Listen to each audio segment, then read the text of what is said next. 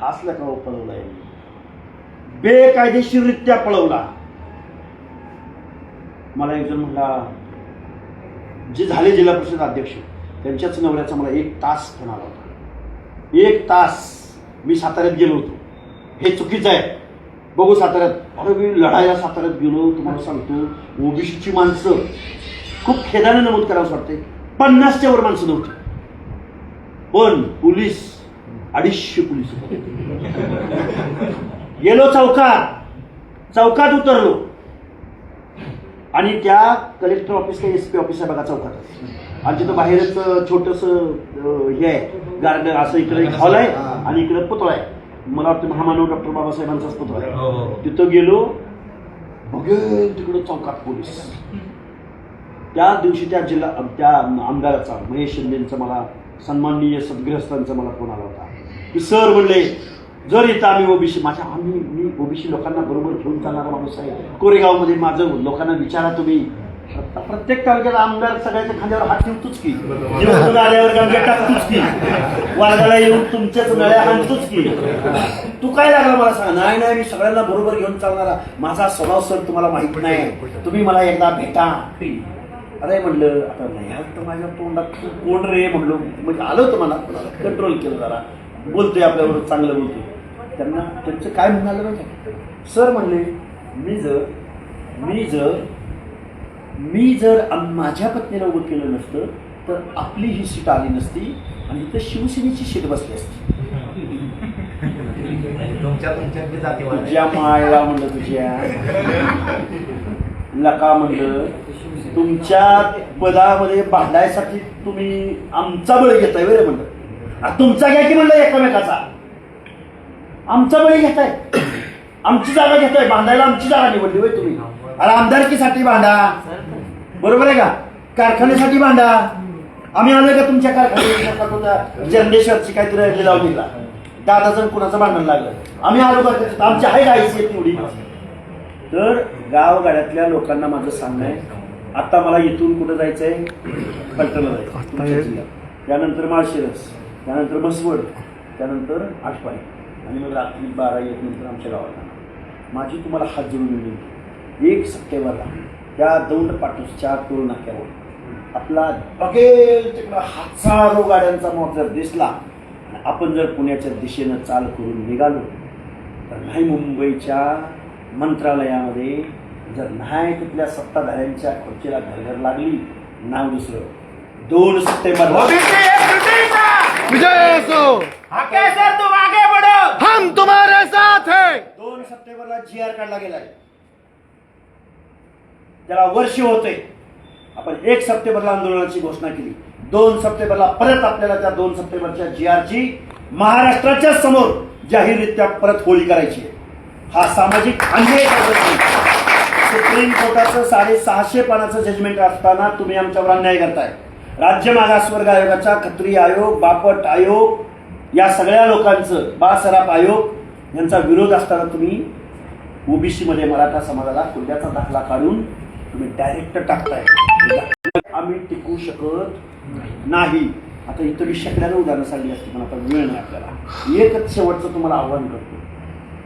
दिल्लीला काल परवा एक आंदोलन झालं. कुठलं आंदोलन झालं? जवान पोरं कुठं आहेत? CJP झालं का नाही? काय कुणी केलं आंदोलन? ते कॉक्रोच नाही. कॉक्रोच, ठीक आहे ना. कुणी केलं? क्राऊड कोण होता? जनरेशन, तरुण पोरं केलं का नाही? बर, तिथं आंदोलनाला कोण बसलं होतं? सोनम वांगचुक, एक IIT इंजिनियर, एक पद्मश्री अवॉर्ड विनर, एक Raman Magsaysay award winner. Raman Magsaysay म्हणजे आशियाचा नोबेल बरं का. एक IIT इंजिनियर, एवढा मोठा तज्ञ माणूस तिथं बसला होता. हे असं झालं. ऑनलाईनच्या जेवढ्या परीक्षा होत्या ते पेपर फुटत आहेत आणि आपल्याला शिक्षण मंत्र्याचा राजीनामा घ्यायचा ही त्याची मागणी होती. 15 दिवस उपोषण केलं, सरकारनं भीक घातली नाही. आणि इकडे म्हणून जर मी 4थी नापास आंदोलनाला बसतो म्हणलं, संध्याकाळी घरी तिथं अजून बसायची घोषणा केली. आत्ताच उदय सामंत साहेबांनी आत्ताच बाईट दिल्या की आम्ही त्यांना जाऊन भेटू म्हणून. आणि एक काय राहू तुम्ही बुद्धिमत्तेची आणि शिक्षणाची चेष्टा लावली राहू तुम्ही. मग आता पुढचं ही गोष्ट इथं नाही थांबली. पुढचं असं आहे, 15 दिवस पोरांनी आंदोलन उभं केलं. पोरांनी उभं केलं. 15 दिवसानंतर राहुलजी गांधी गेले, मग अखिलेश यादव गेले, मग अजून कोण गेलं, मग आमचा रोहित पवार पडूनच होता. हा विषय असा आहे की पोरांनी 15व्या दिवसापर्यंत पत्रकार झाले. पोरांनी पोलिसांच्या लाटाकाटी झाल्या. पोरांनी एक विषय हातामध्ये घेतला. पोरांनी केंद्रीय शिक्षण मंत्र्याचा राजीनामा घेतला. आणि मग जर त्याला कोण पुढारी होता का, कोण कारखानदार होता का, कुणी गाड्या पुरवल्या का, कुणी पैसे पुरवले का, बापराव पोरांनी आंदोलन उभं केलं. आंदोलन जिंकलं सुद्धा. आपण तर गावगाड्यातली शोषित वंचित पीडित माणसं आहोत. आता लोणंदची नगर परिषद आहे. किती जागा आहेत परिषदेच्या? टोटल 17. ओबीसीला यावेळी किती राखीव होत्या? 4 का 5? ओबीसी आरक्षण काय झालं? 3 आरक्षित, बाकी सगळ्या ओबीसी. आता मला सांगा, आपण जर हे आरक्षणच उद्या मराठा कुणबीची दाखले तर हे आरक्षण घेणार असतं, आपण यांच्या स्पर्धेत टिकणार आहे? हे टिकवायचं का नाही टिकवायचं? मला माझ्या पक्षात मी काम करतोय, मला मान्य आहे. पण माझ्या पक्षामध्ये माझी ओळख ओबीसी नेता म्हणून आहे, कर्तृत्ववान नेता म्हणून नाही. एखादा ओबीसीचा, एखादा एससीचा, एखादा एसटीचा नेता काय आता आमच्या केस किंवा बापराव सरकार किंवा तुमच्या सरकार किंवा आमच्या सरकार, एखादा माणूस जर कायद्याचं बोलायला लागला, सामाजिक न्यायाचं बोलायला लागला, लोकसंख्येचं बोलायला लागला, आम्हाला का देत नाही म्हणायला लागला, हळूच उचल केली आणि ओबीसी सेलचा प्रमुख करते, नाहीतर भटक्या विमुक्त आघाडीचा प्रमुख करते. आणि एकदा का पद दिलं आणि एकदा का पिवळी दस्ती त्याच्या गळ्यात टाकली, पुढच्या वर्षीच निवडणुकीला बरोबर आहे. मग त्यातनं जे आपल्याला ओबीसीचं आरक्षण पडल्यावर अरे ये रे अरे कोण आहे का लढणारा, हे आरक्षण आहे म्हणून तुम्हाला किंमत होती. पण हे आरक्षण गेल्यावर तुम्हाला कोण खाईल, कुठला पक्ष खाईल? विधानसभेला तिकीट मिळतील का तुम्हाला? लोकसभेला तिकीट कधी मिळतं का तुम्हाला? म्हणून बाबांनो कारखाना वाटताना बजावत आहे, कारखाना वाटताना मिळतं का सूतगिरणी देताना येर जरा तू ओबीसीचं चांगलं काम करतोय, तुला एक सूतगिरणी देतो म्हणलाय कोण? म्हणलाय डीसीसी बँकेचं एक 2 कोटी रुपयाचं कर्ज घेऊन जा, खूप मोठा, पण वस्ती हँडलकर बकरं घेऊन जा म्हणते ती निवडणुकीत आहे. मला वस्ती हँडलकर कोणाला काय लागतंय, कोण खाणार आहे, कोण पिणार आहे, कोणाची काय अडचण आहे बघ.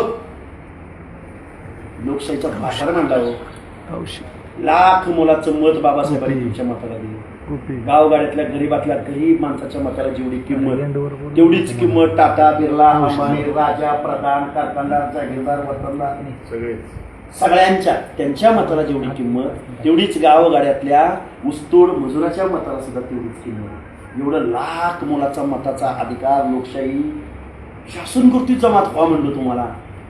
आम्ही मागतकरी जमात झालो राहू. म्हणून माझी तुम्हाला हात जोडून विनंती आहे, एकदा आम्ही काय करूया, आमदार खासदाराची पोरं नाही, कारखानदाराची पोरं नाही. आणि आमच्यातला कुठलाही माणूस असं पण नाही म्हणणार तुम्हाला तुम्ही कितीला निघणार आहे, आम्ही 10 गाड्या करा आणि आम्ही तुम्हाला पैसे पाठवतो, ऑनलाईन पाठवतो, असं कोण म्हणलं का आमच्यातलं तुम्हाला? तुम्ही आता इथे एवढे सगळेजण जमा झालेले आहात, तुम्ही तुमच्या मनामध्ये एक काहीतरी अवेअरनेस आहे म्हणून तुम्ही इथंपर्यंत आहात. आता माझी तुम्हाला एकच हात जोडून विनंती आहे, आपण जत्रा गाड्या आपण कितीतरी करतो वर्षभरामध्ये, लग्नाला, पाहुण्याला, रावळ्याला, कुठं पिकनिकला आपण जातो. पण एकदा आपल्याला आपल्या हक्क आणि अधिकारासाठी धोल पाठायचं. आणि आता बघा आम्ही कुठपर्यंत आलो, आम्ही फक्त संविधानाची, सामाजिक न्यायाची आणि महामानवांचा विचार मानतो. आम्ही कुणाला चहा सुद्धा पाजलेला नाही आतापर्यंत. हा तावशीत माझ्या राजे उमाजी नाईक सामाजिक संघटनेच्या वतीनं 11,000ची देणगी आम्हाला दिली रात्री 12 वाजता बोलावून तावशी. परत पाटस मधल्या पण आपल्या बेरड रामशी समाजाच्या संघटनेच्या वतीनं ऑफिसमध्ये घेऊन गेले. म्हटलं एवढं देणगी देण्यापेक्षा आपलं गाव इथं आहे, आपल्या गावाच्या इथं आंदोलनाला सुरुवात होत्या. तुम्ही सगळ्या लोकांनी प्रत्येक जातीच्या तुम्हाला आता काय सांगायचं, काल का परवा दिवशीच होता आम्ही तो रथ बनवायला, 2 रथ आहेत. एका रथामध्ये आता सांगतो की सांगा. बाबा? सांगू ना? हो. महामानव डॉक्टर बाबासाहेब आंबेडकरांच्या 15 ते 20 फूट पुतळा आम्ही झाला तो आपल्याला गाडीमध्ये पुढे चालला. एकच महामानवाचा पुतळा आम्ही त्या गाडीत ठेवलाय. बाकी सगळ्या बॅनरला त्या रथाला सगळ्या महामानवांचे पुतळा असतील. ही लढाई बापूराव किंवा आमचे कोण किंवा कोमने साहेब, केसकर साहेब किंवा अजून कोण जाधव साहेब किंवा तुमच्या किंवा अजून आता ते असतील किंवा आमचे इकडं बेलदार समाज, ही आपली लढाई नाही राहिली एकट्याची. ही लढाई आपली एकट्याची नाही राहिली. अख्ख्या गावाला आग लावल्या. कुणी लावल्या तर राज्यकर्त्या, ज्या पाटलाच्या, ज्या वतनदाराच्या साठी. आता तुम्हाला पुढचं बोललो असते म्हणून आता ते नंतर बोलेल. कारण सामाजिक चळवळीचं बोलायचं म्हणलं काय करायला लागतं बापूराव माहितीये का? आपल्याला माणसांचे डोकीच शेकावं तर हे आंदोलन आहे. आपण भलं एक जण म्हणाल, एक जणच म्हणाल तुला किती लागतात रे, त्याचं घेऊन आपण आंदोलन उभं करू शकतो.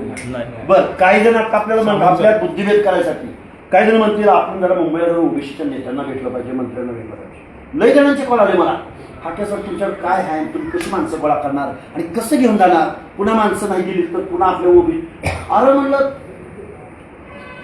जे शासनात मंत्री म्हणून बसले त्यांच्या जर आपण भेटी घ्यायला गेलो, ज्यांच्या विरुद्ध आपल्याला आंदोलन करायचं, त्यांच्या जर बंगल्यातनं बाहेर आलो तर बंगणारी माणसं काय म्हणते मॅनेज झालं लावल्या, ही त्याला पाठिंबा देते.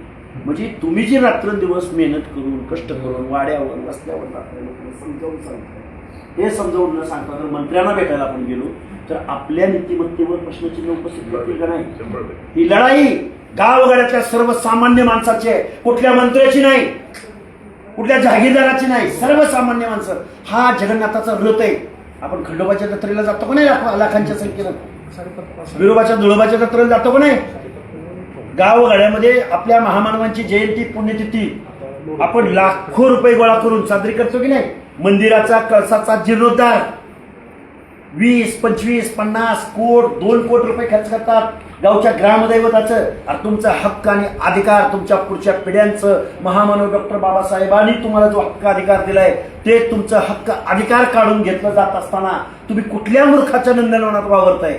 आता हे तुम्ही म्हणजे तुम्ही घेऊ नका. महाराष्ट्रातल्या तमाम सगळ्या ओबीसी विजयंती भटक्या काय झाले, परत अजून एक सांगतो, भटक्यांना याची जाणीव नाही की आपण ओबीसी आहोत आणि ओबीसीला असं वाटतंय की ही भटके घेताना आपला काय संबंध. आणि अजून पुन्हा ती चौथी नापा जरा मी तिथे बसतोय म्हणतोय हाके तू एसटीची लढाई लढकी. अरे होय राजा, होय साहेब तुमचं नाव बी घेत नाही, नाही वेळा घेत डायरेक्ट लढताय, डायरेक्ट नाव घेतल्यावर काय होईल? 100 जणांचा पराभव केला का नाही? तुमच्या दारात जर नाही लोटांगण घेत आली ना टोपीचं केलं हा हे बघा ते त्याला म्हणावं फक्त तू महाराष्ट्राचं सोड म्हणावं, त्याला म्हणावं पुढच्या वेळी राजेश टोपेला एक निवडून आण आणि प्रकाश सोळंकीला एक निवडून. नाही या सगळ्यांची लिस्ट काढायची, पाडायचं म्हणजे पाडायचं. बरं, आता माझी विनंती एकच आहे, काय सांगत होतो मी ते काय म्हणतोय, तू एसटीची लढाई लढली आमच्या 4 पिढ्यांनी लढाई लढली, मी पण त्यातलं उपोषण करतोय 12. हा मग आता सांगतो ऐका, तुम्हाला अजून घाऊ तिथं पोळ्या, पण आता तुमच्या दुर्डीतली भाकरी काढून न्यायची. जगचाल का तुम्ही ती मिळपणे? आता आपली पोरं कुठेतरी एमपी, आता एका पोराचा आम्ही सत्कार करतो मध्य गाव कुठलं वारले, पोरग काय झालं माहिती का सर, मेंढपाळीचा स्थलांतरिताचा व्यवसाय करणारं घर आहे. एकदम माळावर अट्टंग्या डोंगरावर दगडा धोंड्यात